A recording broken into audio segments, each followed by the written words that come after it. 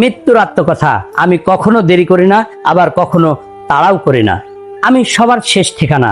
আজ নয়, কাল নয়, একদিন নিশ্চিত। আমার নাম শুনলেই মানুষের চোখে ভয় নেমে আসে।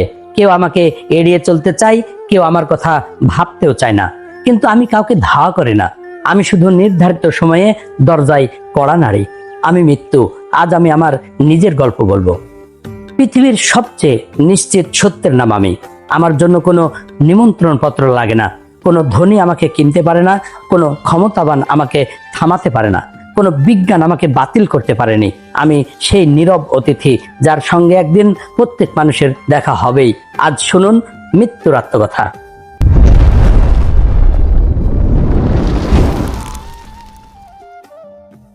আমি মৃত্যু। মানুষ আমাকে অন্ধকার বলে, কিন্তু আমি কখনো অন্যায় করি না। আমার কাছে কোনো সুপারিশ চলে না, কোনো পরিচয় কাজ করে না। আমি যখন আসি তখন পৃথিবীর সবচেয়ে ধনী মানুষটিও খালি হাতে বিদায় নেয়। আমি দেখেছি মানুষ সারা জীবন বাড়ি বানিয়েছে, কিন্তু সেখানে চিরকাল থাকতে পারেনি। সম্পদ জমিয়েছে, কিন্তু সঙ্গে নিতে পারেনি একটি মুদ্রাও। ক্ষমতার জন্য লড়েছে, কিন্তু শেষ মুহূর্তে একটি নিঃশ্বাসও কিনতে পারেনি। আমি দেখেছি যে মা সন্তানের জন্য সারা জীবন জেগে থেকেছেন, সেই সন্তানের চোখেই ঝরে শেষ বিদায়ের অশ্রু। যে বাবা সংসারের জন্য নিজের স্বপ্ন বিসর্জন দিয়েছেন, একদিন তাকেও নীরবে বিদায় জানানো হয়েছে। আমি দেখেছি বন্ধুত্বের হাসি, প্রেমের প্রতিশ্রুতি, সফলতার উল্লাস, ব্যর্থতার কান্না সবই একদিন সময়ের পাতায় স্মৃতি হয়ে যায়। মানুষ ভাবে আরো কিছুদিন পরে ভালো কাজ করব, আরো কিছুদিন পরে ক্ষমা চাইব, আরো কিছুদিন পরে বাবা মায়ের সঙ্গে সময় কাটাবো। কিন্তু সেই আরো কিছুদিন অনেকের জীবনে আর আসে না। আমি কাউকে শাস্তি দিতে আসি না, আমি শুধু মনে করিয়ে দিতে আসি সময় সীমিত। তাই অহংকার নয়, বিনয় বেছে নাও। ঘৃণা নয়, ভালোবাসা ছড়াও।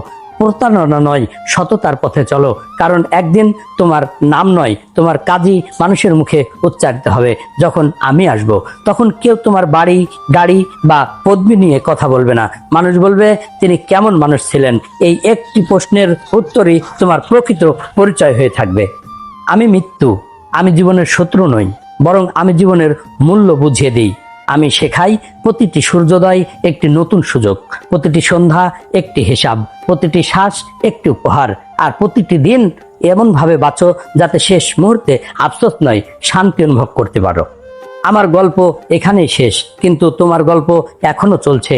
এখনো সময় আছে কারো চোখের জল মুছে দেওয়ার, ভুল স্বীকার করার, ক্ষমা চাওয়ার, প্রিয় মানুষকে ভালোবাসার কথা বলার। এমন কিছু রেখে যাও যা তোমার চলে যাওয়ার পরও মানুষের হৃদয়ে আলো হয়ে জ্বলে থাকবে।